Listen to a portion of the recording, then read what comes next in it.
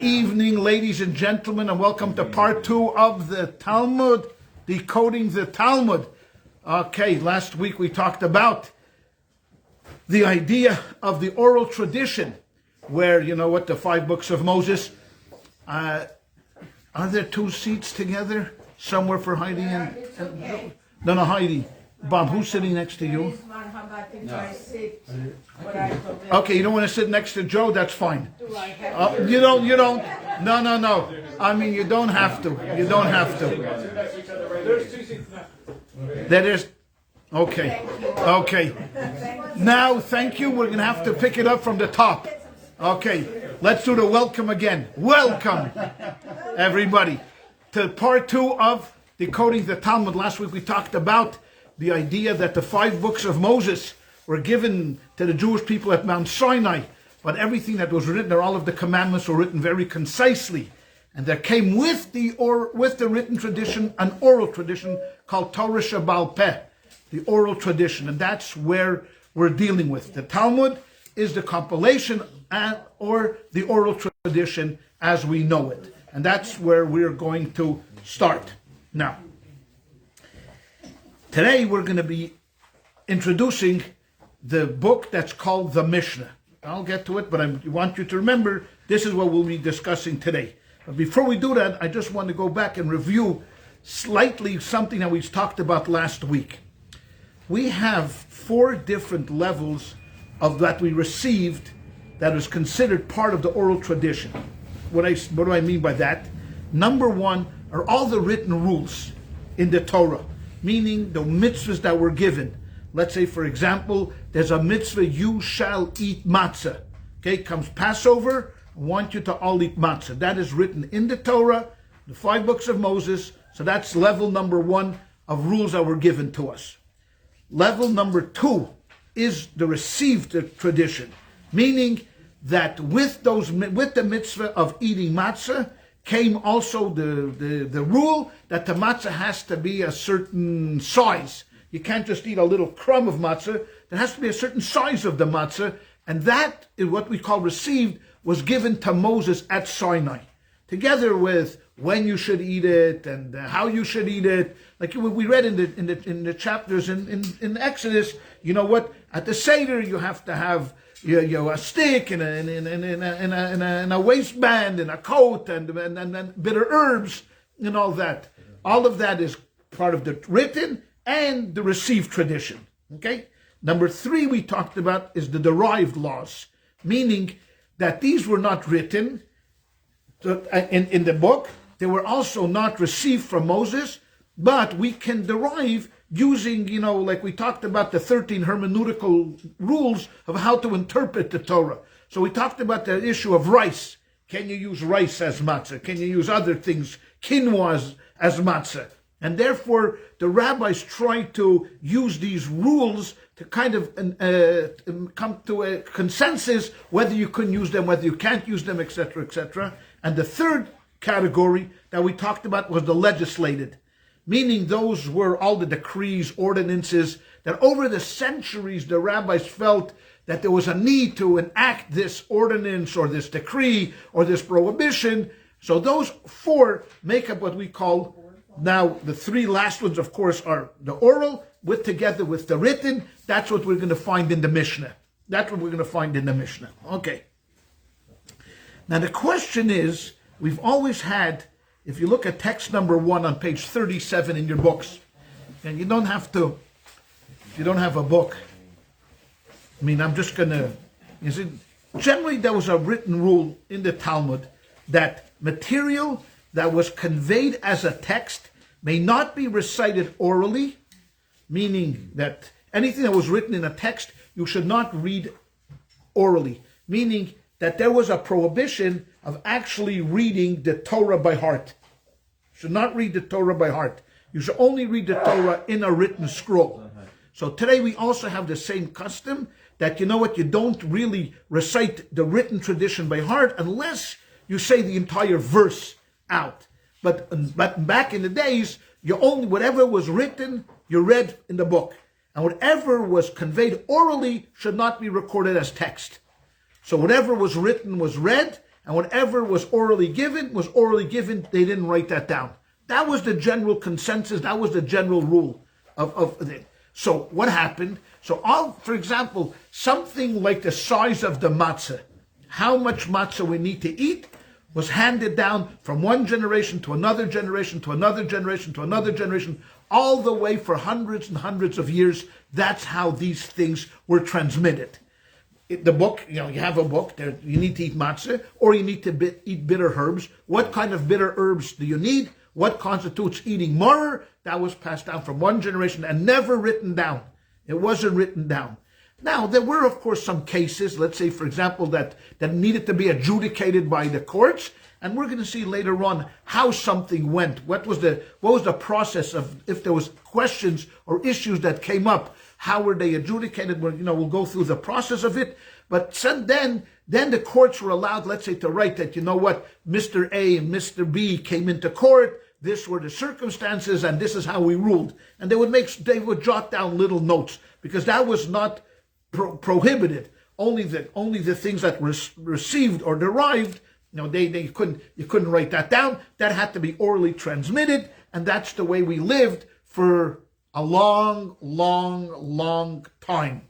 Okay? And if someone had a question, if I was sitting at the Seder and someone said, "Hey, Dad," because there's four sons, and one of the four sons is a wise guy, and he would say, "Dad, can we, the newest rave is tofu. Can we have tofu as matzah?"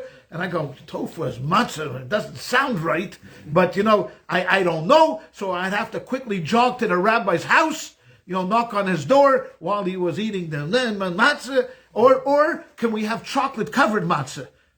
That's something new in America. You have that in America, chocolate-covered matzah. But do you fill your obligation of eating the matzah? I know it exists. But can you fulfill your obligation with chocolate-covered matzah? I don't know. I had to run to the rabbi's house, and hopefully the rabbi knew.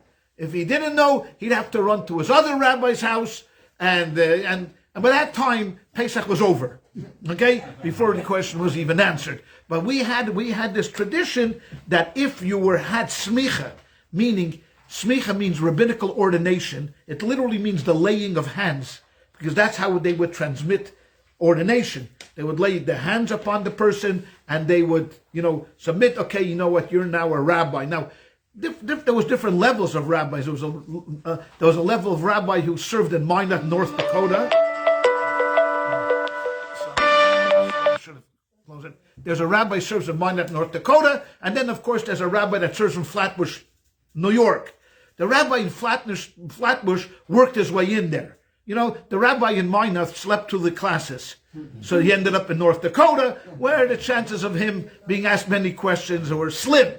Okay, but he was, It's like, did anybody ever see the Frisco Kid with Gene Wilder? That was kind of the rabbi in Minot, North Dakota. They sent him away. But generally, that's how the oral tradition was transmitted. Now, someone is going to raise their hand, because I know this is a very, very erudite crew, and it's going to ask me the question, why, Rabbi? Why? If Moses could have come down and saved us a lot of headache by just writing down the rules, write all the rules down. Why did we have to have these concise little rules in the written tradition, and then go through the bother of having the received tradition, the derived tradition, the legislated tradition? Why go through all of these? Why go through all of this hassle when we could have just saved ourselves a lot of problems by writing everything down? So, the answer is, we think, when we don't really know, because unless we have Moses here, and it's a very, very tough interview. 4 times I scheduled him, and 4 times he canceled out on me. And his handlers are very particular, so it's hard to get a hold of him. So we speculate, we think that the reason why the oral tradition was given were for 2 reasons. Numero uno, when you transmit something orally, you're much more careful and you're much more precise. When it's written, and you rely on the understanding of the student who's going to get the written tradition. So if you have everything written in a book, it's very easy to say, "Here, Rafi, here's the book," and wait. If I know that I have a responsibility as a rabbi to religiously and honestly and accurately pass down all of the laws. I'm going to pay more attention in class. I'm going to be sharper. I'm going to be more with it. I'm going to be clearer about it. I'll be more knowledgeable. So that was their idea, that if you passed it down orally, you would take it much more seriously than just having it written on a piece of paper and passing it from one person to another person to another person. Okay, that's what we think is one reason. The other reason we think why it was not written down, it was literally impossible. Impossible. If you think about the rules and regulations and the circumstances that came up, you can't put down every single individual. Just take matzah, for example. I mean, I just brought up 3 little cases, whether chocolate matzah, tofu matzah, matzah made with orange juice, all different types of matzahs. I mean, imagine what the Torah would be. From 5 books of Moses, it would be 500 books of Moses. And could anybody go Hagbah? Could you imagine if it was 500 books of Moses, someone had to lift the Torah scroll? The Torah scroll would be like, from here to across the street. I mean, you need 9 people to go Hagbah to pick up the Torah.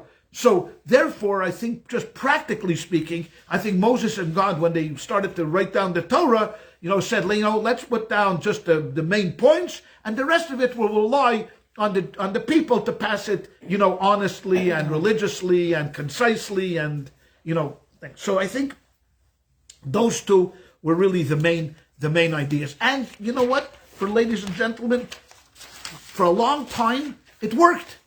It worked.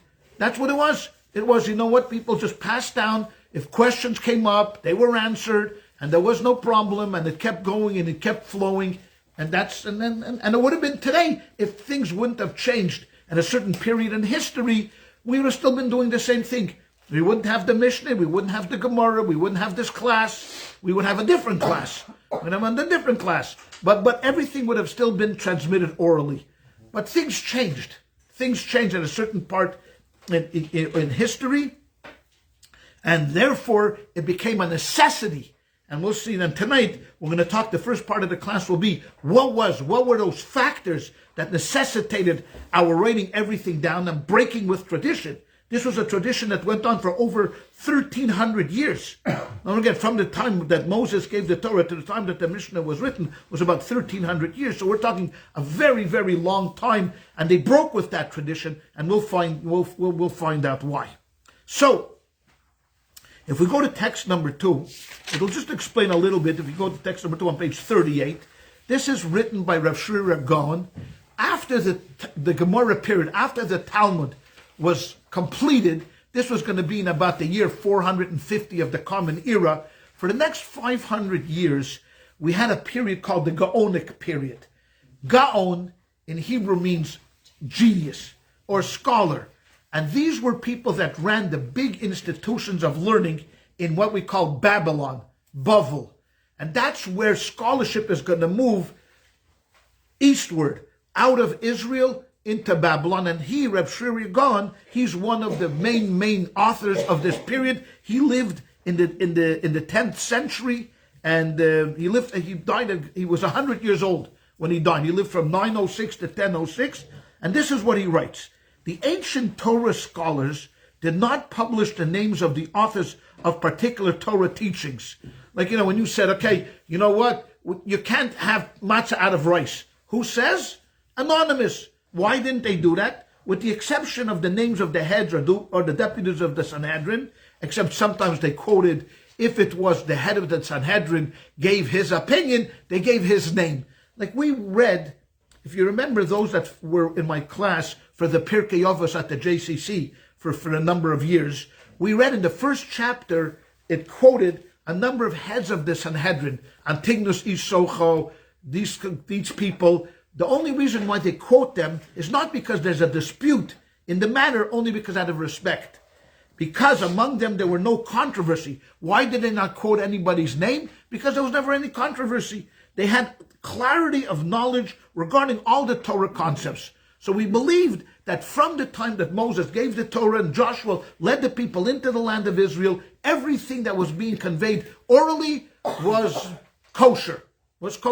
And there was no disputes. And if there was a dispute, then it would be immediately rectified. It would be thought about. a ruling would come down, and that would be it. So things went along swimmingly well there, until we come to the period that's called Hillel and Shammai. And Hillel and Shammai are two of the great schools of learning. They were actually two men. One was called Hillel, one was called Shammai. Hillel was more of the, what we would call, I would say, more understanding, caring, more of the loving type of a person. Shammai was much more of the exacting. He was what we would call gvura. He was severe, he was strict. Hillel's academy was open to anybody. Shammai's academy was open to those who passed the rigorous tests. He would have rather had less students, but more commitment. Hillel was more a populist, I would say. When did they exist? They existed. Hillel became the head of the Sanhedrin in the year 30 BCE. BCE meaning before the Common Era. Okay, before the Common Era, Hillel is appointed as the head of the Sanhedrin. Now this was a shocker because Hillel himself was a Babylonian that came to Israel to study. Now when he came to Israel to study, he was already a scholarly person, but no one knew of him. I mean, who are you? He's Hillel the Babylonian. Well, anyways, it tells us many legends about him in the Talmud, that, he was so poor, he couldn't afford even to go to the classes, and he slept on the roof once, and it snowed, and the roof, they saw somebody on the roof, and there was Hillel. He was so devoted to the Torah, and then there was a controversy that no one remembered the answer to.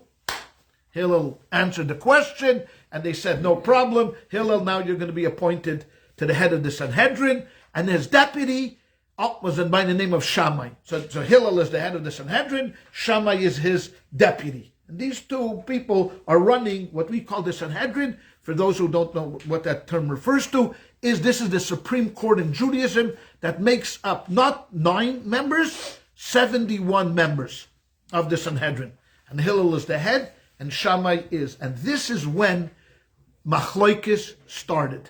And I will use the word Machlokes to mean disputes. This is when disputes started. And I'll get there in a little bit why it's what I mean by disputes and what we did then. Now, why during this period? Okay, so in milchiks or fleishik. Okay, milchiks or fleishik. Let's do that. Okay, I don't know. Can we have chicken parmigiana? I don't know. Let's go ask the rabbi. You come to the rabbi. Rabbi, is chicken milchik? Is it dairy or is it meat? Now, for those who are not familiar, you can't cook dairy. You can't cook dairy and meat together, right? It says in the Torah, you should not cook a kid in its mother's milk. Means that meat and milk together, cooked together, is prohibited. Now that itself, as the law is about a kid and its mother's milk, but that's extended to any animal and any milk. Okay. So what do? So now the rabbi in this particular town doesn't know what the answer is, or we forgot what the tradition was. Let's go to text number 3. This was what we call resolving the doubts. Okay? And this is taken from the Maimonides in his rules and regulations, and he says like this: as long as the Supreme Court functioned, there were never prolonged differences of opinion among the Jewish people.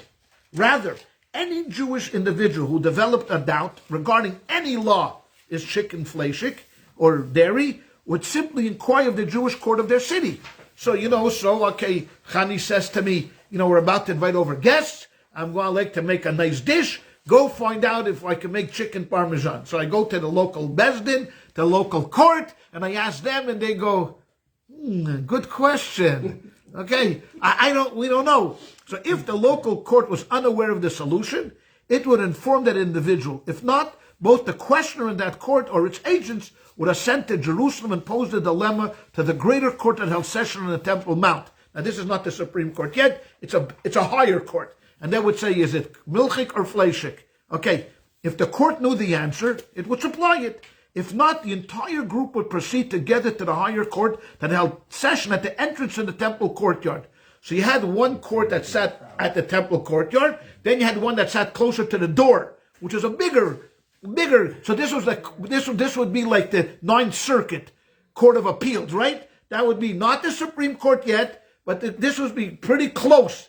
If they knew the solution, it would supply it. If not, they would all proceed to the chamber of hewn stone. That means there was a special room in the temple that sat the Supreme Court, Lishchas Hagozis. They sat there, they had a big room and 71 chairs were set up. There was a special chair for the head, special chair for the deputy, and then they rows behind them, and in front of them there was rows of students.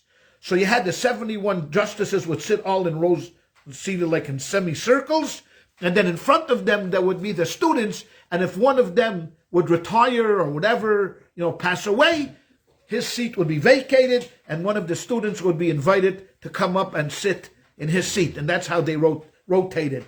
I mean, the testing to this was almost impossible. I mean, they would give you, for example, they would give you a case, like, for example, purity and impurity.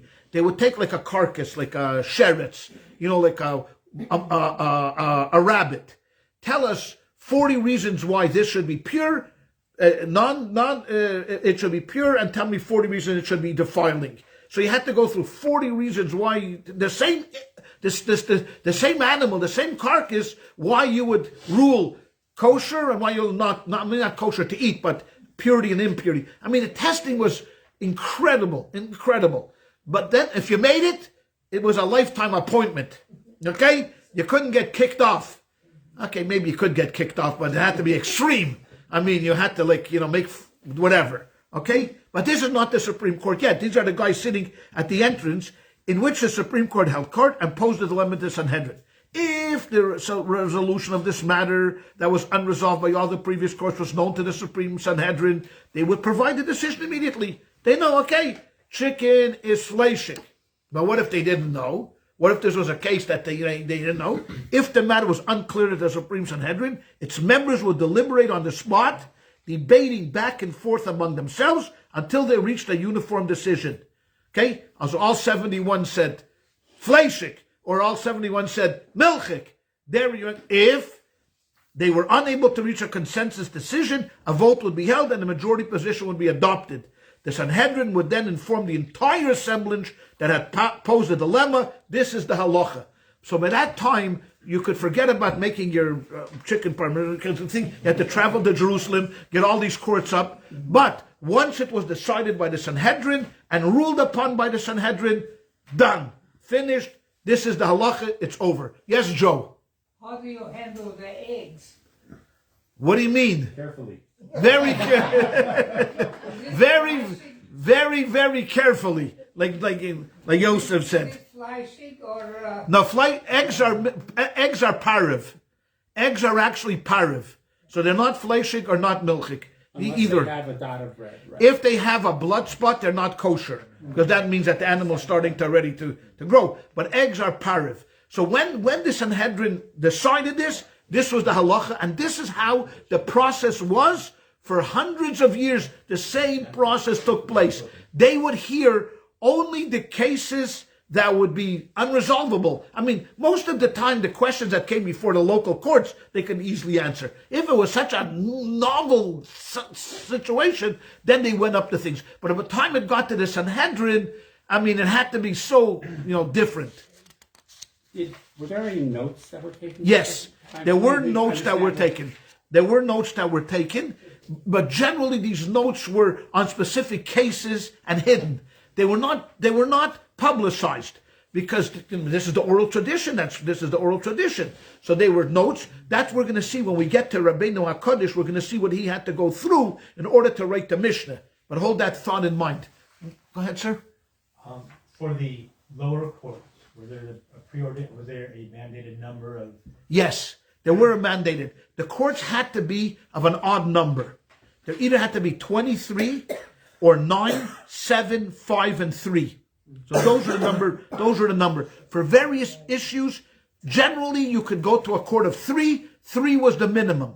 That means when I say the minimum, meaning not everything had to go through a court. If you had a question, you could go to your local rabbi and ask him. It had to be one. But if it was a question where it really needed some thinking through, then you had to go to a court. So the lowest number of members were 3. Then it was expanded to 5, there were courts of 5, and then there was courts of 7, and courts of 9, and then courts of 23, and then 71. So, for example, a murder case, which was a capital punishment case, had to be adjudicated by 23, by a court of no less than 23 judges. Some had to go to 71, for example. There was other cases that had to go straight to the Supreme Court. But that's generally how it went. So this is, go ahead. Can you prepare a chicken in an egg batter? Oh, sure. Because eggs are parv. Eggs you can use any way. You could use eggs with chicken, you could use eggs with meat, you could use eggs with cheese, but you can't use eggs with cheese with meat. That's the problem. Okay? So if you can have an omelet, you're not going to, put it this way, a Denver omelet is not kosher. Okay? For those who know that, okay? All right? Go ahead, Bambi. Before that, usually kings were the judges. No. Were the kings ever judges in the Jewish tradition or not? Bob asked a very good question. I want to, ladies and gentlemen, Bob asked a very good question. What was the role of the king? Because till Hillel and Shammai came along, we had kings in Israel. You know, there was King David's rule, and then there was the separation of the kingdoms. The king was not a judge. The king was not a judge, and he could not be judged. That's one of the rules to get the king. The king was I would say for no other term, a political king. He took care of all of the people, the welfare of the state, all of these things. Now, it doesn't mean that he could not have been a scholar and being part, but he was not part of the Sanhedrin.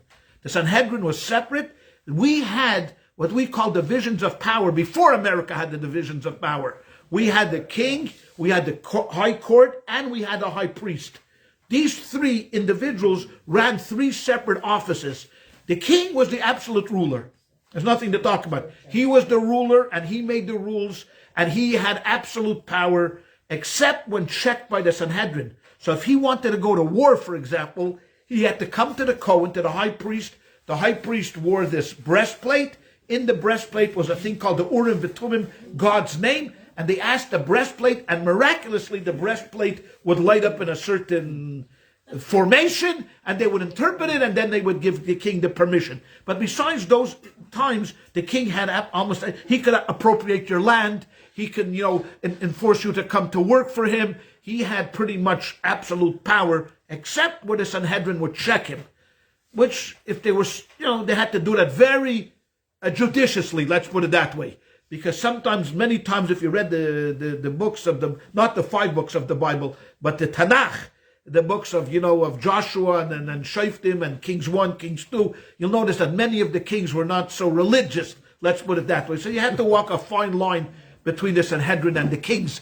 We'll give you one example where the Sanhedrin were not happy, where after the wars of the Maccabees, where Mattithio's sons, the Kohanim, fought the battle, and they were victorious, and they were Kohanim, so they had the right of running the Temple Mount and the temple service, but they also usurped the office of kingdom. They took upon themselves to be also kings. This the Sanhedrin wasn't happy with, but they weren't going to challenge them because, let me put it this way, I'm going to give an example. When someone told Stalin, that the Pope was not very happy about what Stalin was doing in Russia, his response was, and how many divisions does he control? None. Okay, too bad. He's not happy? Too bad. I mean, the same thing was true about the Maccabees. When you control the army, you control whatever you like to do. So the Maccabees had the arms, the Sanhedrin had the Torah, and the Maccabees did whatever they wanted. So the Hashmonaim ran the kingdom for a while, but that's where the Sanhedrin weren't happy. And you'll notice something interesting, that when we're going to go through this class after 6 weeks, we're going to find that there's a book of the Talmud dedicated to every holiday except for one, Hanukkah. And we'll talk about that when we get to that, when we'll get to there. Anyways. The laws that the king had the rights what to do, were they written anywhere? No, they were passed on orally. They were passed on orally. Like, for example, the king also had restrictions. Like, for example, he had restrictions on how many wives he could have. He had restrictions about the money, the things. But, when you don't care and you're not worried about that, but it was restricted, and the Sanhedrin could challenge you, but, it all depended upon if the king was willing to go along. Yehuda Hanesi. Yeah. Yehuda the prince. Yeah. What was prince? Okay. He was the head of the Sanhedrin. He was the head. We're going to get to Yehuda. We're going to have a second. We'll get to him in a second. We're going to get to him in a second. So then, go ahead. So just for clarity, so you're talking about the separation of powers between the courts and the king. Right. So what about Shlomo? We have tales of him judging cases. Yeah. He could judge. I'm not saying, but this was Shlomo Melech was very different. This is not a Sanhedrin that coming to halacha. If you look at the cases that was presented to him, these were all cases that he was knowledgeable and he could figure this out psychologically and all of this thing. So but he was. So he could. A king could potentially. Yeah, a king. If a king was knowledgeable, he could judge a case. I mean, he knew if it's kosher, not kosher, this and that. But he was not one of the 71 part of the Sanhedrin, not part of the Sanhedrin. Now, what happened? After the Hashmonaim took over, that means after the story of Hanukkah, there was a succession of leadership. So Judah Maccabee's brother became king. He passed away. His son took over and kept going until there was a division, like everything else, a division among the Hashmonaim kings between John Hyrcanus and Aristobulus, two brothers. And one of them decided that would be a good idea in the civil war to invite the Romans in. Okay? When you invite the Romans in, there's a problem because they never leave. Okay? So in the year 63, before the Common Era, the Romans came in and they basically took over what they would then call Judea, but we would call it Israel. They took over Israel. At the time, once the Romans came into Israel, things started to change rapidly. First of all, we didn't rule ourselves. We had now our overlord. Number two, when they put in their own men to run Israel. And one of them, Bob's blocking that bookcase, but one of them you can tell, I have a book there that's called Herod. Herod the Nut or Herod the Magnificent, whichever way you like to look at him. He was either a magnificent architect and did many great things, but he was also a nut in the sense that he was a murderer. And he murdered at one point many of the Sanhedrin because he felt that they were challenging his authority. Because he himself was what we call an Edomian. And the Edomian tribe was questionable whether they were real Jews or not real Jews. They converted, but did they convert for the right reason? Anyways, I'm not going to get into Herod's legacy, but he was a vicious, terrible person. And literally, the Sanhedrin almost dissolved during his time because of his... He probably suffered from this idea of... megalomania, but he was so afraid that that they were going to overthrow him that whoever didn't go with him were not loyal with him, he murdered, including his wife and his children.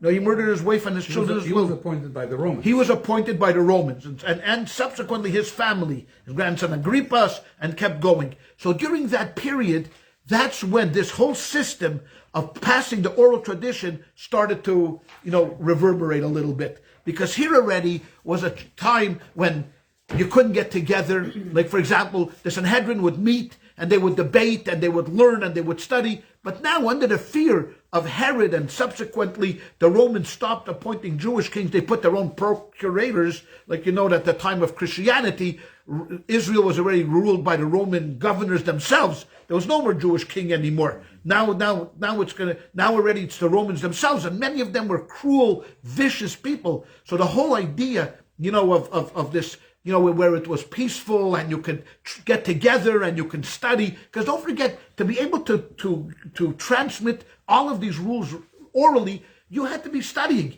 I mean, that's what it was. You had to keep reiterating over and over and over again, going over all the books, talking about it. What is it? What blessing do you make on a pineapple? What blessing do you do there? And keep going over and over. If they ever saw pineapple, I don't know. But I'm just thinking if they ever saw pineapple. But that's all of these things.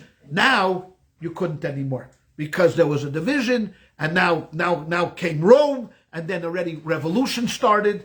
in the year 66 to 70, we have where the Jews revolted against the Romans.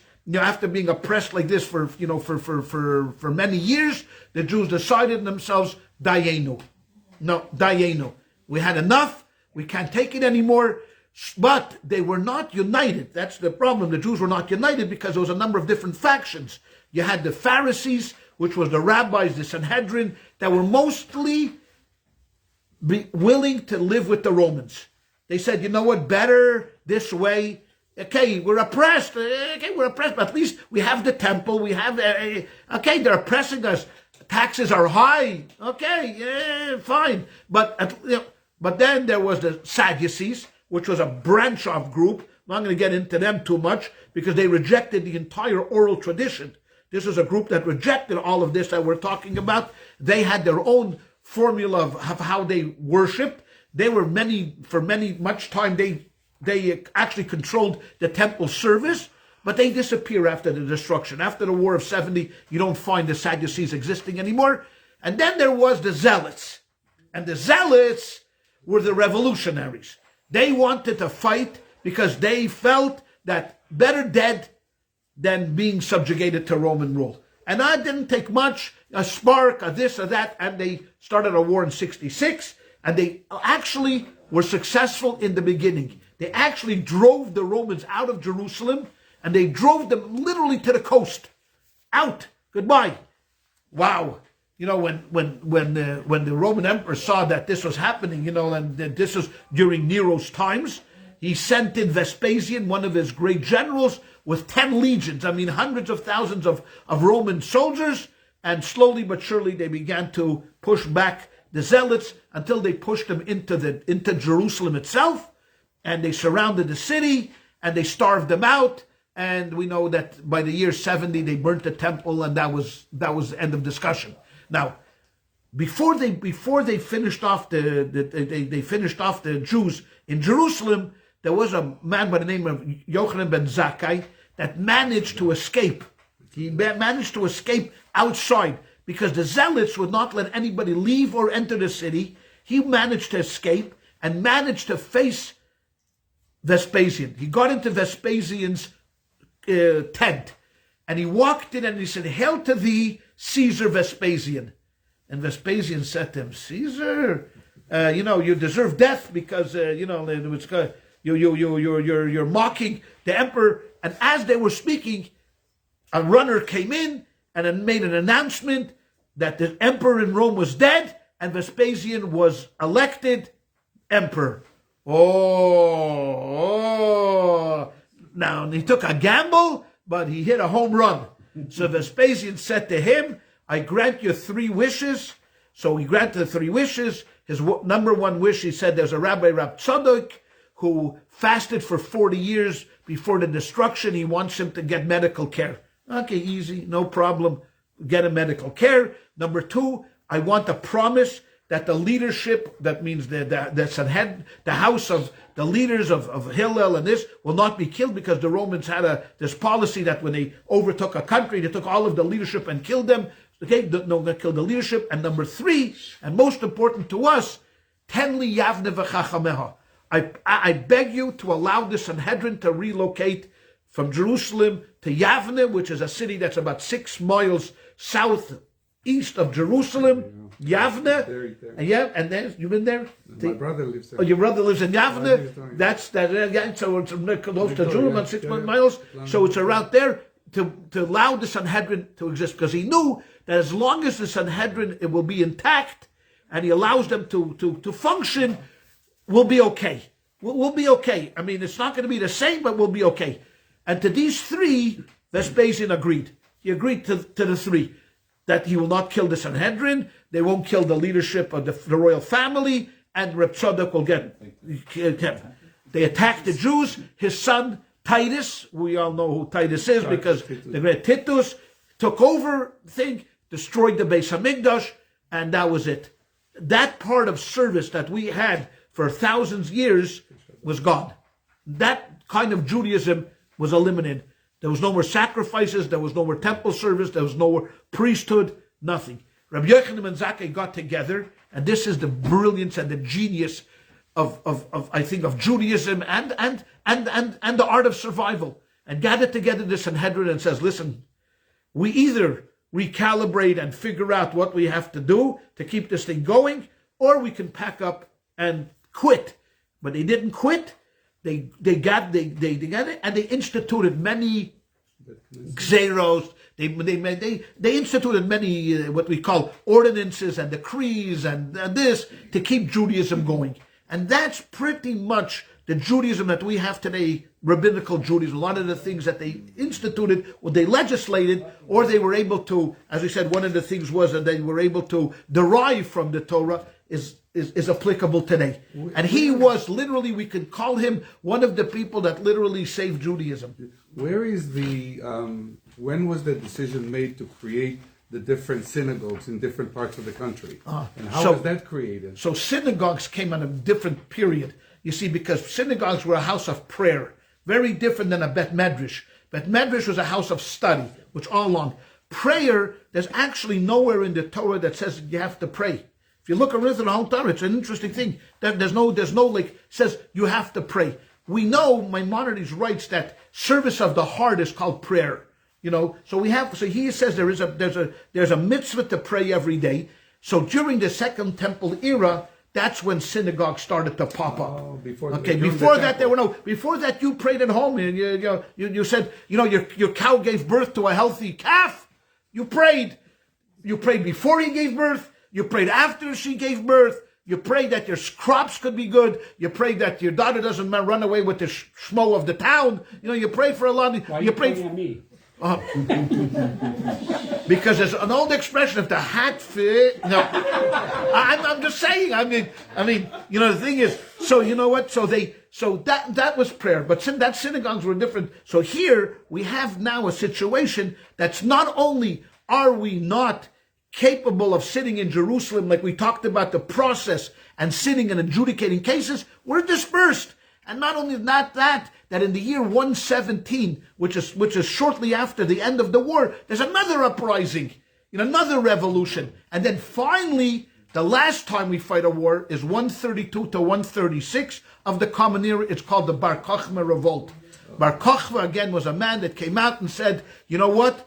This is it. We can't take this anymore. The Romans are subjugating us, oppressing us, enslaving us. We're done. Let's fight. And the same thing happens. In the beginning, he is victorious. He's so victorious that Rabbi Akiva himself proclaimed him the Mashiach. Bar Kokhba, he proclaimed Mashiach. But later on, he messed up, and then Rabbi Akiva retracted. He was not the Mashiach. Anyways, he died in battle. And the last battle that we fought ever was in Beitar. Beitar is now again a city that you can visit. It's in Israel. It's on the other side of the Green Line, but you could go to Beitar. Beitar is not far from Yerushalayim, and that was it. That was the last time the Jews ever fought another war until 1948. So figure that from 136 to 1948, we're not going to fight any more wars. And we'll have maybe little scrimmages here in towns. But as a Jewish people, we're not going to fight any wars. So you can imagine the tumultuous period that this is going through. You imagine what's happening here to the tradition, a crisis in transmitting the oral tradition. We're not anymore sitting and having a leisure of 71, adjudicating cases. Things are happening. People are wondering what's going on. Questions are abounding, and we're in a crisis right now. We're in such a crisis because something else happens. During the Bar Kokhba revolt, and shortly afterwards, besides the fact that we already had lost control of Jerusalem and the temple, that was gone already, but we already now lost all control of anything. And Hadrian, the Roman emperor at that time, decided that because we revolted 3 times in a period of 50 years, he's going to crush us. Crush us. But how do you crush us? You're not going to kill us all out. I mean, that's not going to happen. Even though they killed probably 1 million Jews during these wars, but they're not going to not going to kill every Jew. But what he's going to do is, he's going to suffocate us spiritually. He's going to forbid the study of Torah. He's going to forbid the keeping of Shabbos, celebrating holidays, circumcision. All of these things are going to be forbidden on the penalty of death. So, if you do that, you get squeezed and squeezed. And he figured that the outcome is going to be that everybody is just going to forget about Judaism and they'll become Roman citizens and goodbye to Judaism. At what point in time the Gerush occurred? I beg your pardon? The Gerush out of Jerusalem occurred. So you had two times. One time, we talk about exile, in the year 722, before the Common Era, hundreds of years before, the 10 tribes of the northern kingdom were gone. Later on in 586 was the first destruction of the temple, but Jews still stayed in Jerusalem. That was the first. In the year 70, the second temple, and then most of the Jews were cleared out from the southern part of Israel. Northern part of Israel, they could live. But the southern part, Jerusalem and its environments, very, very sparse community of Jews. They kind of exported or throughout All over the Roman Empire. You had Jews in Egypt, you had Jews in Turkey, you had Jews all over the place now. Jews in Bavel, Jews in Iran already, in Shushan. Jews were all over the place. That was the biggest advantage. Well, that was at least one advantage. They learned how to do business. They learned how to do, you learn how to do that. They were the So communicators of business. here we have really, really a crisis. Now, not only can we not meet, and not only can the Sanhedrin not adjudicate cases, we can't learn. But there was one fellow that said, no. Rabbi Akiva continued to teach Torah, and when challenged by his own people, how can you teach Torah? How can you do this? So let's go to text number 4, because this is a great story. I mean, this is a story of Storyland. This is one of the greats. So Rabbi Akiva said, let me relate a parable when challenged, because the person that challenged him said that, you know what, if you continue to do this, you're going to be killed. They're literally going to kill you, which happened. At the end, Rabbi Akiva was captured and he was slain. We read about him in the 10 martyrs during Yom Kippur, that Rabbi Akiva was with iron combs. They scraped his skin. I mean, he died a horrible death. But he said, let me tell you a parable. To what this phenomenon compared, to a fox that strolls along a river and notices that fish have gathered and are repeatedly racing from one side of the river to the other. The fox inquires, why are you fleeing? The fish reply, we're fleeing from the nets that humans are casting for us. We don't want to get caught. Okay? Suggests the fox, would you like to ascend to dry land and escape the nets? We can live together up here just as my ancestors resided with your ancestors, maybe who knows when, back then. The fish retorted, aren't you the creature to describe as the cleverest animal? You, the fox, supposed to be the smartest guy. You're not that clever. You're a fool. If we are afraid for our survival while we're in the water, our natural habitat that sustains our very life, then in a habitat that causes our death, we'd be all the more certain of dying. All we need is to jump on the dock. In a few minutes, we'll be dead. You say goodbye to us. Have a good day. Rabbi Akiva says the same thing is true of us Jews. We are actively engaged in studying the Torah that is described as your life and the length of your days. And nevertheless, we fear for our lives. If we were to go ahead and desist from its study, we would have far greater grounds to fear for our survival. So you know what? There's 2 types of death. There's the physical death or the spiritual death. I fear spiritual death much worse than physical death. Physical death is one thing to kill you. But all of us to die spiritually, this is not going to happen. And they survived. Hadrian died, the Jews survived, and an era of peace and tranquility descended upon Judea. They changed the name from Judea to Philistina. It may sound familiar. Okay, this is the Romans did this. They lowered the Temple Mount 1,000 feet. They lowered it down, and nothing remained except for one wall, called the Kotel Hamaravi, the holiest place on earth that we go to now, which is a wall that was built by none other than the nut himself, Herod. Because when Herod came in and became the king, he didn't like the way the temple was. The first temple was built by Solomon. Solomon had all the money in the world. His best friend was Elon Musk. So he had all the money in the world. He just said, Elon, hand me $1 billion, hand me a couple of billion. And Elon would be there, and they built a beautiful temple with AI, Shmei, ChatGPT, that everything going for them, a beautiful temple. The second temple was built after, with Ezra, and the second Commonwealth had no money. They had to borrow from the Persians. They had to borrow money from the Persians to build the temple. So you can imagine the temple looked, comme si, comme ça, Herod came along, well, this is a temple, come on, we can beautify the temple. So he built a court around the temple. That's the wall, the Kotel HaMaravi that we today go to, the Western Wall. So now, after the destruction of the war of 66-70, after the uprisings of 117, then the final wars of Bar Kokhba, now an era of peace and tranquility settles down. And now comes along a fellow by the name of Yehuda. He was the great, great 7th generation from Hillel. 7 generations down. His father was Shimon, Gamliel, and then I think they may have a little thing. His father was Shimon ben Gamliel, whose father was Gamliel, whose father was Shimon, whose father was Gamliel, whose father was Shimon, whose father was Hillel. So you had Hillel, Shimon, Gamliel, Hillel, Shimon, Gamliel, Yehuda. Okay? And he was now appointed as head of the Sanhedrin, and together with everyone else, Yosef, you know, would you mind sharing the book with them? Oh, thank you. And you could look at figure 2.1 on page 43. You could see it. Okay? And together with the Sanhedrin that was there at the time and his academy came together and they decided, Rabbi Sai, gentlemen, we have to do something drastic. We need to do something very drastic. This cannot go on because you know what? People are forgetting things. Where the machloikas in, the disputes in Judaism are growing day by day by day by day. We don't speak the same language anymore. Jews are all over the place. We have to do something very, very drastic. And what are we going to do? I'm going to tell you in a minute. But first I'd like to tell you a little bit about this Yehuda, the prince. They called him the prince because he was a princely guy. He wasn't a prince in the political sense, but he was how great was he? We know of someone, if you come to my class on Wednesday, we know that there is one person that we talk about very often. His name is Maimonides, because Maimonides has this overwhelming reach in all aspects of Judaism, in Jewish law, Jewish philosophy, Jewish thinking, everything. So Maimonides writes about him, and I'd like you to go to text number 5. What he writes about him is special.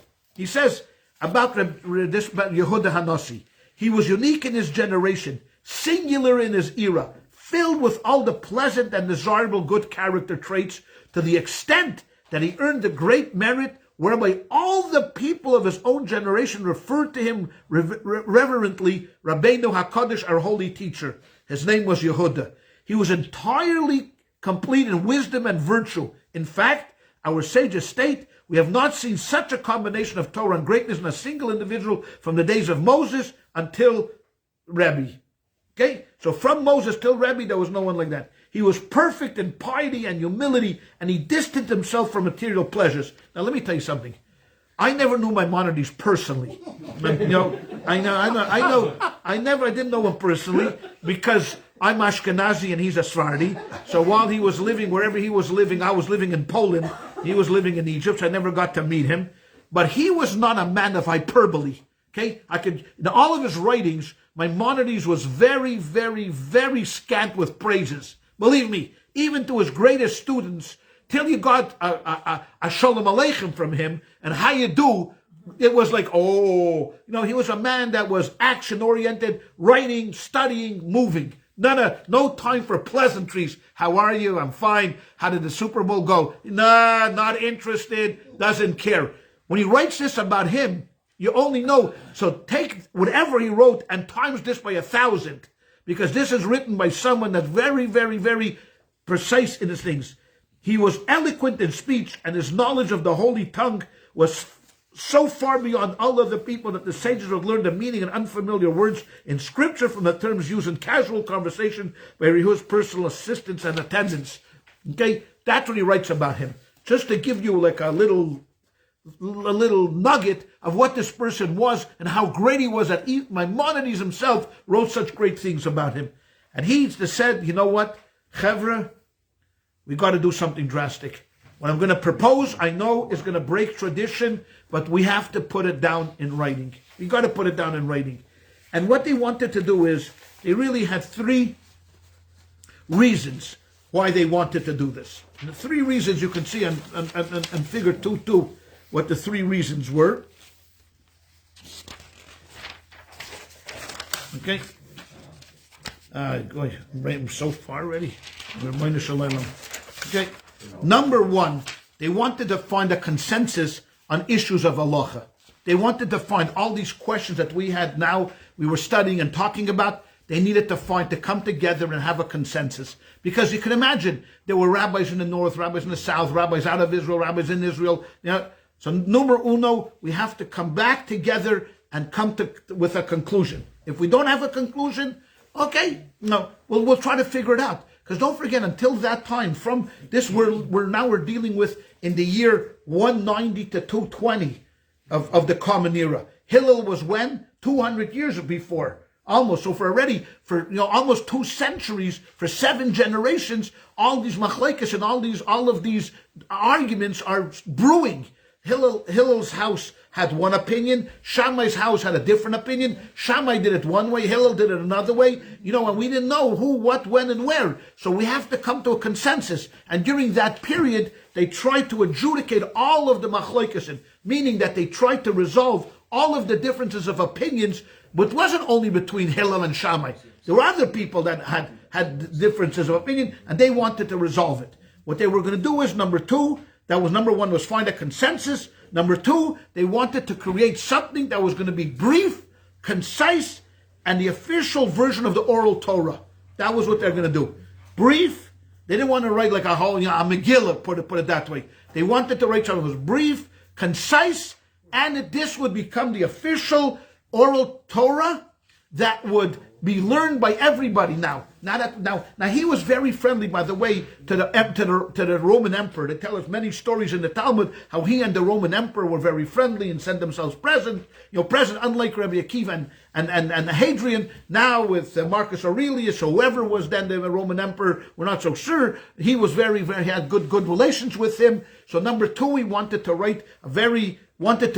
make it a brief, concise study where everybody in the world would study the same thing.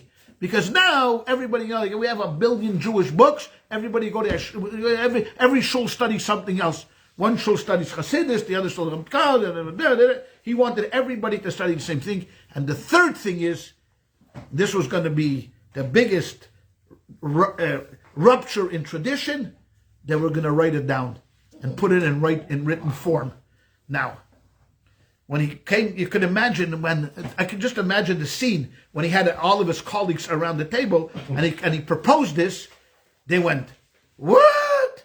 You're talking about literally. This is something that goes so against everything we knew. Everything was oral. He said, "Listen. Let me tell you a story. Okay, let me tell you a story. There's a story about Elijah. You heard of Elijah? We talked about it in the beginning of the class. Okay? Elijah once challenged 400 false prophets to bring a sacrifice on Har Carmel, on Carmel Mount. Elijah was a true prophet, a servant of God. How is he allowed to bring a sacrifice on Har Carmel? The only place you're allowed to bring a sacrifice is in the temple. Elijah lived after Solomon. The temple was around when Elijah lived. You can't bring a sacrifice on Har Carmel. How can you bring a sacrifice on Har Carmel? What was the answer? Eis lasis lashem, hiferu sorasecha. King David wrote in the book of Psalms, Eis lasis lashem, there's a time where we need to act on God's behalf. Hiferu sorasecha, we have to set aside some of the rules. Now, I don't want anyone to think that we can do that, because we can't. We don't have a right. A prophet has a right to do that, because that comes directly from God, where it says you can set aside the prohibition of bringing a sacrifice for the common good, only temporarily, and that was it. And he used the same thing. He said, right now is Eis Lasis Lashem. Now is the time. If we don't do it right now, the moment is going to pass, and forget it. It's going to be over. And the rabbis agreed with him, and they all went to work, and this became now a monumental task. Think about trying to put down in writing things that were given orally for over 1,000 years. Pieces of paper we talked about before, scribbles here, scribbled notes. What do you remember? What do you remember? What's this case? What's that case? What is this? What is that? Starting from A to Z, meaning from the first mitzvah of Pru'ervu, from the first mitzvah of procreating to the last mitzvah in the Torah, 613, to everyone to write a Sefer Torah, all 612 rules and regulations had to be regurgitated and rethought and redebated and back and forth, and all of the machlokes and all of the disputes between Hillel and Shammai had to be adjudicated. What are we going to do? Like, I'll give you an example. Hillel and Shammai argued about Hanukkah. How do we light the Hanukkah candles? Hillel says 1 to 8. Shammai says 8 to 1. So you went to Shammai's house. What did he do? 8 to 1. What did Hillel do? 1 to 8. Okay, what do we do? They had to adjudicate that. What do we do in other cases between Hillel and Shammai? Hundreds of cases. So, be honest, 99%, I would say 99, but 98% of all cases went Hillel's way. You can imagine, for two reasons. Number one, Hillel was much more a populist, and his way was much more easy for more people to do. Number two, whose grandson was he? Now, I'm not saying that came into play. I'm not saying that family came into play, but I mean, but whatever it was, the majority of rules went according to Hillel. They adjudicated. So now, from that moment on, that the Sanhedrin says we go 1 to 8 on Hanukkah, you are not allowed to go 8 to 1 anymore. Till then, you could say, hey, I'm following. No more. Now we adjudicate, and we're going to put it in writing. And that, ladies and gentlemen, is how we come to the Mishnah. Now, you could imagine the amount of work and effort. First of all, to organize this. How do you sit there and organize this incredible work? I mentioned before that learning in Judaism was not a subject. You have in high school, you have a subject, you have chemistry, you have biology, you have composition, you have French if you grew up in Canada with me, and then you have history. Good question. You have a question about French? No. Okay. All right. Similar. Hold on. Your question, and you have a subject. These subjects have, unless you happen to be in this level of where you're an Einstein, where it takes over your life, most of these come and go. Like I remember seeing a little cartoon where the doctor says to the patient on the bed, "You only have about 3 more minutes to live." He says, "Yay! I made it through my whole life without ever having to use algebra. I made it." Okay? So, because again, if you're not a mathematician and then you went to high school, why are we doing, cosine, sines, trigonometry, who cares? But not Torah. Torah, as we said before, the study of Torah was our lifeline. Like Rabbi Akiva said, it wasn't a study.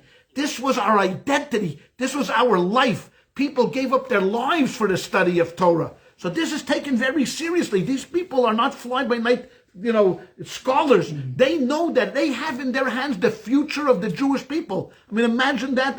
Think about that. Because without the halacha, without the way that we preserve Judaism and how we act and Judaism, we could have lost it. And God forbid, who knows what would have happened. Interestingly enough, was the the Hebrew letters, reading it and writing it, was that allowed at that time? Yeah. You could write because you wrote a get, you wrote divorces, you wrote ketubos. So everybody could have. Yeah, you could write as much as one. Yeah, at one people point in time they did not allow it. I understand. No, you could write Hebrew, no problem, because from the time that Moses was around, that was writing. So people wrote letters to each other, people wrote correspondence to each other, there was decrees the kings gave out to each other. No, writing was allowed. At what point in time they did Aramaic and Greek? Aramaic was different because Aramaic came into Israel because once already Israel was overrun by foreign, then Aramaic became the common language. That's why we're going to get, when we get to the Gemara, the next couple of weeks we're going to find that most of the Gemara, not most, but much of the Gemara is written in Aramaic, and we'll get to Aramaic at the right time. But right now the Mishnah is going to be written exclusively in Hebrew. Wow. All in Hebrew. Go ahead, Heidi. How long did it take and how many rabbis worked on this? So this was a 30-year project. Wow. This went on for 30 years, from 190 to about 220, and there was hundreds of rabbis worked on this. You don't have to be part of the Sanhedrin. You have to be part of what we call the Beis Medrash of Rebbe. Rebbe's court, his scholarly group, was hundreds of them, and we know because the people that the people well, not all the Tanoim, because they're gonna name many of the authors of the Mishnah. They weren't around anymore, like Hillel and Shammai. They were already long gone. His great grandfather, but working on it was hundreds of rabbis were working on it. And now as soon as we finish the questions, we're gonna go into how it was compiled. So it was still the good times of the Jews to live under the Romans. Yeah. This period between after Hadrian and between when Christianity then becomes an official religion in about the year 326, Constantine makes Christianity. That period was kind of a calm period where Jews could, and it was just in that little. Once Christianity becomes the official things start already to rattle for the Jews. Then already anti-Semitism, this and that. But that period where he lived was kind of a calm period. And then they were able to, in that period, sit comfortably, quietly. And, he had obviously a lot of money that he was able to support this endeavor. And this is how he did it. Okay. So, how do you organize this? So this is what he said. Okay. This is what we're going to do. We're going to come up with 6 categories that we are going, 6 general categories that we are going to call orders. An order is going to be a category that's going to envelop a number of different types of rules and regulations. So if you don't mind, ladies and gentlemen, go to page 50. You're going to see it's going to be in what we call the 6 orders. For out you in the Facebook world, if you want to follow, I would suggest you go on. I don't know how you can do this, but you go to Wikipedia and put in Mishnah, and they're going to show you the 6 orders as well, which we're going to go through now. If you notice, I'm going to start from the left side, Zeroyim. Okay, you see where it says seeds? Okay, you see Zeroyim? Okay, that was number 1. He said like this: first order is going to be all of the agricultural laws. Meaning Judaism has a lot of laws. It was an agrarian society early on. We all had farms. So he said that's going to be one category. Meaning all the laws of Meiser, tithing, of what you have to leave on the land, the laws of laying the land lay fallow, all of the rules that have to do with the land. Challah, for example, that goes into Zeroyim. And there's 11 tractates. Meaning each category gets its own little book. So the laws, for example, of Shemitah, of laying the land fallow on the 7th year, get its own book. Challah gets its own book. Orla gets its own book. All of these, and there's 11 tractates, each tractate broken down into chapters, each chapter broken down into Mishnahs. So a Mishnah is a paragraph. Number of paragraphs make up one chapter. Number of chapters make one tractate. A number of tractates makes one order. 6 orders makes the Mishnah. And if you just want to know exactly how many of what, so they tell you over here that there's 6 orders, 63, and this is going to be on the test, so remember. Okay? Wake up now, okay? 63 tractates, 525 chapters, 4,200 different Mishnahs, paragraphs, 4,200 different paragraphs, and if you want to know how many words, 200,000 words in the Mishnah, okay? So the first, I'm going to go through this quickly because I want to get to the Mishnah itself that we have to study. Otherwise, you're going to want a refund. I'm going to go. Now let's go. So the first order, or we call first category, is all the laws of agriculture. Second is Moed, appointed times. In there you have the tractates of Shabbat, the tractates of an Erev, where you're allowed to carry, the tractates of Psachim, the tractates of Pesach, Sukkot, all the other holidays, Megillah, fasting, all the appointed days, that gets into that category. Nashim, women, all the Nashim. Oh, he was way ahead of its time. All of the rules that have to do with women, marriage, the ketubah, divorces, all of the things. It has 7 tractates. No men. What? No men. No men. Only women. All the rules, and it's long. Like for example, one of the hardest tractates to study is what's called Yavamis, the laws of levirate marriages. Wow. You know what a levirate marriage? I don't want to get too much into it, but a levirate marriage is, if God forbid someone dies childless and they have a brother, the brother takes the wife as a those days polygamy was allowed. So it's so complicated because what if the guy had two wives, and and he died childless, and one of the wives was a sister of the other guy's, the brother's wife? Could you do when 5 brothers marry 5 sisters? It goes into such, it's very difficult, but all fall into the laws of Nashim, category of women. Let's go Nezikin. Those are all damages, meaning all laws concerning, you talk about damages or acquisitions, partnerships, all of the laws, common laws that we have today, called the laws of the Sanhedrin, punishments, all go into the laws of damages. Kachim is all the sacrifices. We had a number of different sacrifices, in Judaism, and then purities. What is pure, what is impure? For example, a carcass, if you had leprosy, if you had this, you had that, all these pure. So that's how he started. He said, that's what we're going to put into these 6 orders. Each order is going to have a number of different tractates. Each tractate will have a number of different chapters. Each chapter will have chapters. Some of them are anonymous. If there was no machlokes, if there was no dispute, they just wrote the way the rule is, meaning this is the way you do it. Boom, thank you. If there was a dispute and they felt it was necessary to put the 2 disputants' names, they would do that. Okay? So they would say, Rabbi A said this, Rabbi B said this, and we adjudicated according to Rabbi B, or we adjudicated to Rabbi A. Sometimes there were 3 different opinions. Like, for example, in the first Mishnah of all the tractates, which is the tractate of brachas, of blessings, it's till when can you eat a sacrifice, a Pesach sacrifice? So one says till 10 o'clock at night, one says till 12 o'clock at night, and one says till the morning. Okay? So there's 3 different opinions, and then they adjudicate it till you could eat it till the morning and have a good day. But they felt it's important to sometimes also include the disputant's name. But not always. Most Mishnahs are anonymous. This is the way it is, and that's the way it goes. Okay? So you have these six things. So it's very interesting. Let's do this quickly. I want everybody to please turn to page 51. Okay?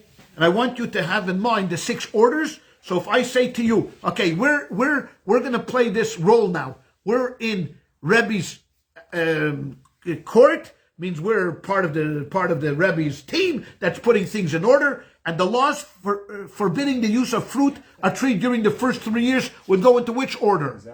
Zrayim. Ah, beautiful. Number 2, laws governing the delivery of a bill of divorce via an agent would go into Nashim. Oh, you have the answers there too? Oh.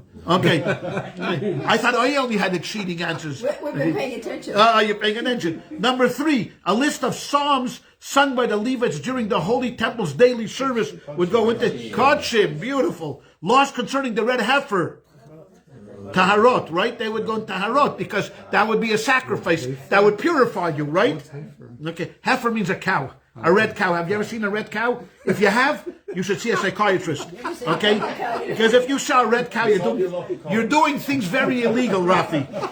Laws concerning the Passover Seder would go into Moed. Laws concerning the obligation to return lost property to its owner, Nezikin. Laws governing the portions of the Torah to be read on Shabbos and holidays.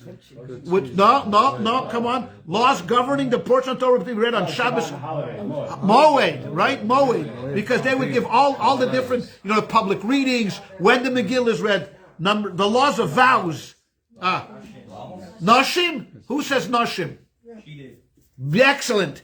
That is a good one. Now, why do the laws of vows go into Nashim? You may ask. Because they should go into damages, whatever. Because when were vows done? Usually in a marriage. I swear to God, I'm never eating your dinner again. Uh-oh. Now I'm in trouble. Do I have to keep it? Do I not have to keep it? Can I get it adjudicated? Can I get it annulled? So, vows usually came between a spouse and husband. So therefore they decided they're going to put it together with the laws of tractates and contracts and then all those other things. So it's Nashim. Laws governing interaction between Jews and idolaters. Meaning, can you eat at an idolater's house? Can you drink their wine? Yes, perfect. Nezikin. Now, why would the laws of Jews and idolaters become part of Nezikin? Nezikin is all about damages because these were criminal activities. And all criminal activities were part of Nezikin. Now, why was the interaction of Jews and idolaters part of this, what we call criminal activities? Because they wanted Jews in those days wanted tremendous separation between the cultures. They didn't want anything. That's why they forbid wine. Wine is one of the toughest things to get kosher.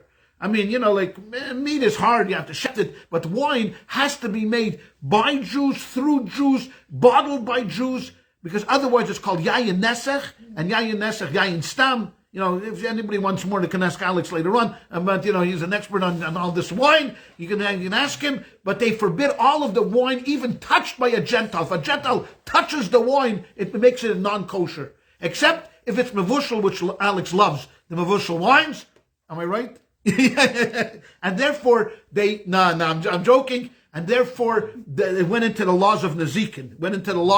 So the tractate, there is a tractate called Avodah Zarah. The tractate is called idolatry, and all the rules and regulations, what you could do, when you can't do. For example, they forbid, we need to eat pas yisrael, bread baked by a Jew. They didn't want you to go to eat with an idolater, because God forbid, if you go eat in an idolater's house, you get friendly with them, and next thing you know, their kids go play together, next thing you know, they're dating each other. So they said total separation of the cultures. Okay, let's keep going. Laws, a discussion identity of the books of the scriptures. This is a tough one. To be considered part of the Tanakh. A discussion of the identity of the books of the scriptures to be considered part of the Tanakh would go into Taharot. It would go in why, and I'll explain that. The sages, they made a rule that sacred scrolls makes one's hands impure. If you touched a sacred scroll, your hands were impure. You couldn't eat truma, the sacred food given to a Kohen. Why? Because in those days they would hide their scrolls, which were very valuable. I mean, think about this. Imagine having to write this, and you had it in a scroll. There's no printing press. Everything that was written was valuable. So they hid it together with the food in a pantry. Now, what does food attract? Mice. And what happens sometimes? They die. And a dead mouse is impure. So therefore they were afraid that if you reached your hand into grabbing the sacred scroll, you would come into contact with a mouse. So they ruled that any sacred... Now, what is a sacred scroll? What makes up a sacred scroll? The 5 books of Moses, all of the prophets. But then they debated whether, for example, some of Solomon's writings were like holy scrolls. Were they really holy, not holy? The Song of Songs, for example. It turns out to be holy, but they debated it, so that's why it goes into the tractate of Taharot. It goes into the order of Taharot. Laws regarding the prohibition of mixing milk and meat goes into Kachim. That goes into sacrifices, because those are all of the laws of sacrificing, and even though that this is not part of this of sacrificing, but eating meat is you have to, and the laws of daily prayers goes into the laws of Zerayim, in the laws of agriculture, because it starts off with prayer. That's the first tractate, and it talks all about production of the food and the blessings of food and what you have to make for food. So that's why the tractate of blessings starts off Zerayim. Okay, so this is how they, that's how they did it. Now, before we go, we have to get into a Mishnah, because that's the main part of the thing. So let's quickly go to text number 7. Okay. Oh, we only have an hour and 10 minutes to go. Okay, here we go. Okay, is anybody still with us? We got all this in. Don't forget that by next week there's going to be a little test before class 3 to remember the 6 orders. How many Mishnahs? Which Mishnah? Okay, forget about it. If we get it wrong, we have to leave. What? If we get it wrong, we have to leave. No, if you get it wrong, you have to stay. What do you mean you have to leave? No, you stay for a 7th class. Are you kidding? After 6 classes, we want to be Talmud scholars, no? Okay. I mean, there was a rabbi in Montreal. His name was Rabbi Hirschsprung. He was like, had a photographic memory and a genius beyond geniuses. I mean, they said if you took a tractate of the Talmud and took a pin and pushed it through, he could tell you each word it punctured all the way down. He knew the entire Talmud, 2,711 pages by heart. I mean, as a kid already, he was 18 years old, he already knew 2,000 pages. So someone was just talking to a friend of mine, we were reminiscing about him, and he said there was one time he was in shul, and another fellow was giving a class, and he quoted from the tractate of Psachim, which we're going to be doing. He'd quoted from, it says in the Talmud Psachim, after the class, Rabbi Hirschberg went to him and said, "Young man, While I was standing there, I went through the entire tractate. It doesn't say it. The tractate has 150 pages. So while he was sitting in the corner, he quickly ran through the whole psuchim in his head. No, you're misquoting it. You're misquoting it. All right? I mean, I wish I had that kind of brilliance. Maybe in the next Gilgul, next reincarnation, will I have. But right now, let's get to one Mishnah. Text number 7. Rabbi Hirschsprung? Rabbi Hirschsprung was his name. Where did he live? He lived in Montreal, but he came from the Chachmei Lublin. He was one of the students of the Lubliner yeshiva in Europe. These were known of the geniuses he was a genius. So let's learn the Mishnah. Okay, so these are the first 2 Mishnahs of the 10th chapter in Psachim. Okay, Psachim has a number of 10 chapters. These are the first 2 Mishnahs. We must refrain from eating on the eve of Passover, from close to the time for reciting the Mincha prayers until after darkness has fallen. So there is a certain period of time that you have to stop eating before. Why was this done? For the simple reason that you had to come into the Seder hungry, because you had to eat matzah, and the rabbis wanted you to be hungry for the matzah. So if you went to, like, my mother was a Holocaust survivor, and my aunt was also a Holocaust survivor. And if you ever came to visit us, these 2 were a tag team to kill you with food. Okay? Now, they were 2 shorties, like this tall, but you couldn't get away from them. Okay? So no matter what time of day, no matter what you did, you could have gone to a Chinese restaurant buffet and gone through the line 221 times. They didn't care. You're still having a piece of cake with a tea. That was it. I don't care. I just ate, Ma. I just came from, you don't understand, I just ate. Sit and eat. You look pale. Sit. Okay? The Banish stick toys. The what? The Banish. The Banish stick toys. That's exactly right. The bones are showing. That's exactly right. Oh my gosh. Okay? Even to my mother, she would not transgress this. She knew, but Pesach time, from Mincha, no food. No food until, because you have to come into the Seder hungry, so you want to look forward to eating the matzah. Okay? Even the most destitute person in the Jewish nation should not eat unless he is reclining. Meaning that one of the mitzvahs at the Seder, when we drink the wine, we eat the matzah, not the maror. When you eat the bitter herbs, do not recline. But when you drink the 4 cups of wine, when you eat the matzah, we're supposed to recline on the left side like this. And then all of a sudden you slid out of your chair. What is the reason for reclining?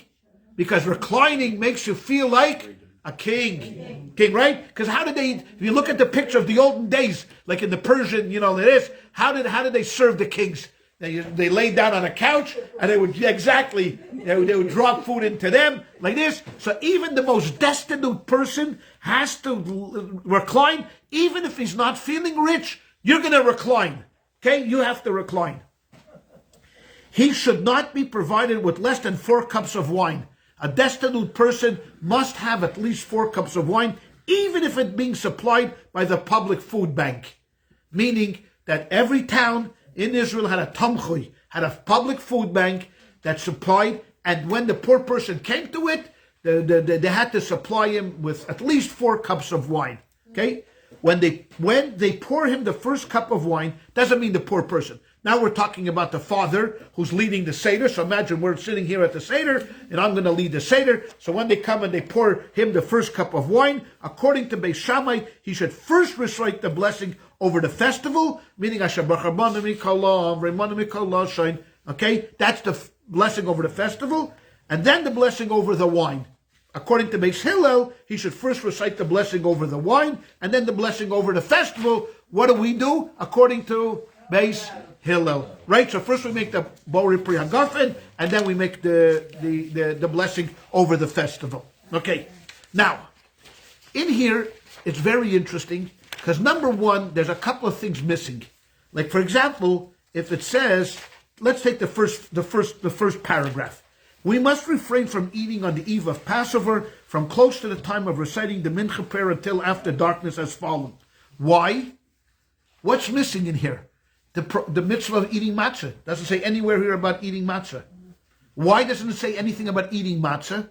Because the rabbis had an assumption that we already had a basic knowledge. like things that were basic knowledge, they did not put into the Mishnah. Like, for example, that you need to eat matzah, that there's a mitzvah of eating matzah, they didn't put in there. It wasn't their business. They assumed that you had a certain amount of knowledge. All they did was put in the extras. For example, all of the things that were not written, for example, in the Torah, concisely, like when it came to tefillin, and they talked about tefillin, they didn't say there's a mitzvah to put on tefillin. No, they just talked about what tefillin, how tefillin should look. So they assumed that we all had a basic knowledge of Judaism, which today would not be the assumption. If we did today, for example, rewrote the Mishnah, we would start one step prior. We would start with the laws first. We would say on Pesach, there's a law to eat. There's a law to drink wine. There's a law to do this. They did not do that because they assumed that everybody did that. I mean, and to be honest, everybody at this period now living was Orthodox. There was no breakaway. I mean, the Sadducees had long ceased. They didn't exist anymore. Anybody that was Hellenized was already lost to the Jewish people. They already assimilated. And it wasn't a matter of you assimilated and you stayed within the Jewish community. It wasn't like, I'm not going to keep Shabbos, so I'm just going to hang around. It didn't work that way. This is a recent phenomena that we have. But for generations, you were either in or you're out. That was your only two options. You either stayed with the community and lived with the community. If you didn't agree with it, you were gone. Goodbye, Spinoza. See you later. See you later. Now, what we have now is different streams of Judaism. That's a much recent phenomena, started from the 19th century. But back then, everyone should have had at least a basic knowledge of what Judaism demands. Okay, the Mishnah is coming to add on to it. As you can notice, the Mishnah is written in a very concise manner. Right? It doesn't. It's it's very written, very crystal clear to you. Right? Like, for example, another thing in terms of the Mishnah is everything the second of the Mishnah. First, the rule we are obligated to reclining while eating at the Seder. So number one, it tells you for the second one. From the most destitute person in the Jewish nation should not eat unless he is reclining. So what do we learn from here? Number one, you have to recline. Number two, now what else do we learn from here? That this has to go to, we have to eat. Number three, a poor person has to do this as well. So everything. So we have so a poor person must follow all the rules and regulations of the entire Seder. It only talks about a poor person reclining, but that would mean, and if you extrapolate that the poor person has to follow all the rules of the Seder, meaning he has to have the meat, and he has to have this, and he has to have that, etc., etc., etc. So the Mishnah was like written very concisely. No long explanations, no philosophy in the Mishnah, just the rules and boom, and gone. And the words, not only were they concise, they were also precise.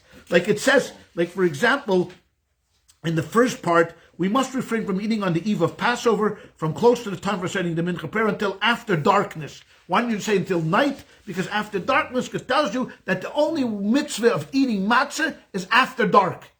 Meaning that if we decide, like nowadays, it didn't happen when I was a kid, but nowadays, Pesach is after we change the clock. Right now, it used to be you change the clock in May. Now you change the clock in March. So by the time, the Seder this year, you could only start on a Saturday night after Shabbos ends, which is like 8:30. Wow. 8:30. So why it says why it says you shouldn't eat until it gets dark is to tell you, because it's precise, that you can only eat matzah after dark. So if we decide, hey, you know what? We have a problem this year at the shul. What are we going to do? How are we going to make? We normally make a Pesach Seder. We always have a community Seder. How are we going to make a community Seder starting at 8:30? None. You can't start the Seder at 8:30. All of the preparations have to start at 8:30. Meaning you start cooking, start setting up. You can't do anything until Shabbat ends, because Shabbat is Shabbat. So you can't start even putting a fork on the table. So what do? So we have probably decided that what normally we do the first night a community Seder, we're going to do the second night a community Seder. So Sunday night, we'll have a nice Seder with the community. But what does it mean to have a Seder Sunday night? So according to the Mishnah, you can't eat the matzah until it gets dark. So I know what happens. Everybody comes to the Seder. I'm standing over there. I give out the Haggadot. We have on the table matzah. We have on the table a Pesach thing. And I say, ladies and gentlemen, I'm going to try to do this quickly, and I'm going to try to do this as fast as I possibly can, but we have to go through the Haggadah. We have to tell the story. People are looking at me with angry eyes. What? Can't we do the Haggadah after the meal? No. We have to do it. There's an order. First, we're going to have a cup of wine. Then we're going to eat an onion. Oh, great. Not only going to eat an onion, it's going to be dipped in salt water. Ooh, delicious. Now you made my day. So onion in salt water. And then we're going to break the matzah, but you're not going to eat it. You're going to put the matzah away and wait. Then we're going to tell the story. And we tell the story with 50 explanations, Kabbalistically, radically, philosophically, emotionally. And then everybody's thinking, I'm going to kill the rabbi. I'm telling you, I'm going to kill the rabbi right now. If he doesn't get there by 9:30, my stomach is growling. And I'm telling you, he's going to do this. And then, so everybody knows that the one thing that you got to do as a rabbi, you got to get there quickly. So my colleagues have come up with a solution. Let people come early and feed them the first course before the Seder starts. Now you say, how can you do that? How can you do that? Doesn't it say you shouldn't eat until the matzah? Okay, you know what? Instead of growling for the matzah, let them at least calm themselves down, because there's a difference between wanting to eat the matzah or attacking the rabbi's life. So for self-preservation, let's give them at least a piece of gefilte fish. Have it, so when you come there and sit there, at least we can tell the story or something like that. Okay. And that's how it works these days, okay? But in Talmudic times, or in my house, oh no. So I know what's going to happen.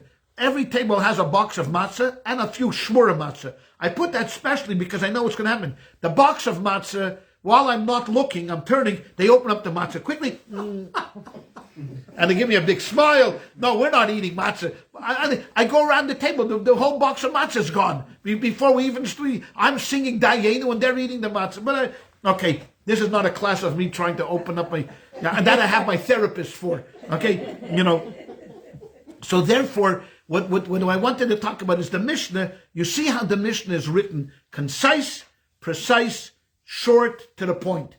So even though we talked about 4,220 Mishnahs, I'll give you a chance, Heidi, give me 1 second.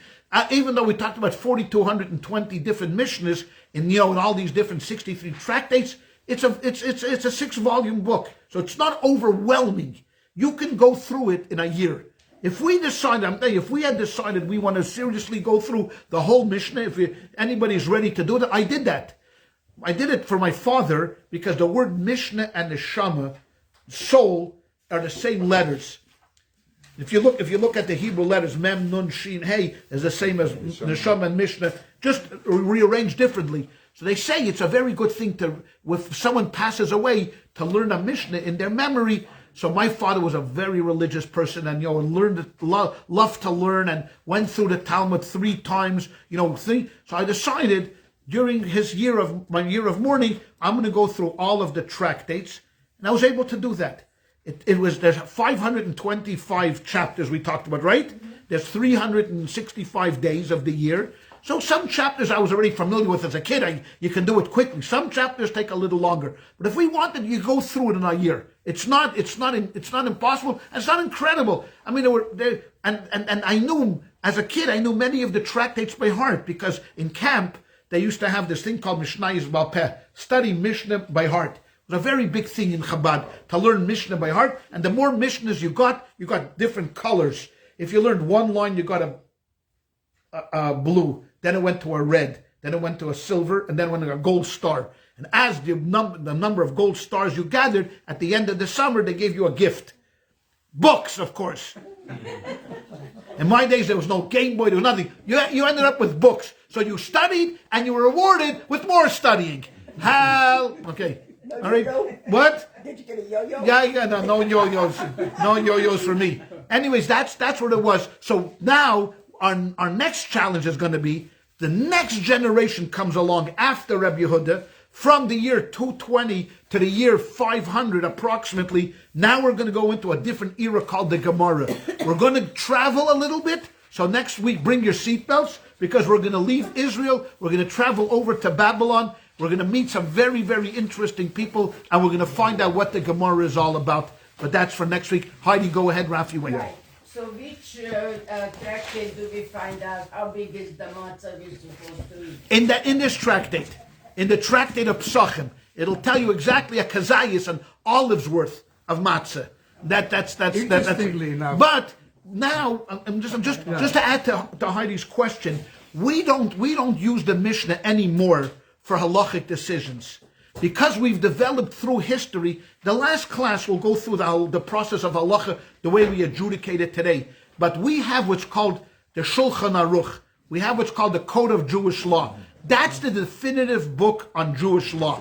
That was written by Rabbi Yosef Karo in the 16th century. I'll give you 1 second, Joe. In the 16th century, he wrote that. There's been a few addendums to it. For example, the Alter Rebbe, the first Chabad Rebbe, has some addendums. Others have addendums. But that's where we go to for Jewish law. The Mishnah is the basis that gave birth to the Gemara, which gave birth to Halacha, which gave birth to the Shulchan Aruch. But we'll get to that then in 6. Joe, go ahead. The size of the pizza had to fit inside the box. The size of the... Pizza. Pizza had to fit. Okay, this guy, who brought this guy? Who is responsible for this guy? Okay, you have nothing to do, Heidi. Okay. I got a question. Very Okay, interesting for Rafi's me. going to have the last question, and then we're going to say goodnight. That's not fair. to hear. It Why? was not fair. What happened to the credits? They didn't get any credits on their books? Who? The rabbis, whoever wrote the Mishnah. No. Nobody got credits? They didn't write Go this look. rabbi and Yeah, that no. rabbi. But go. There were a few hundred Tanaim that wrote the Mishnah. You could go into the Mishnah and find all the different Tanaim.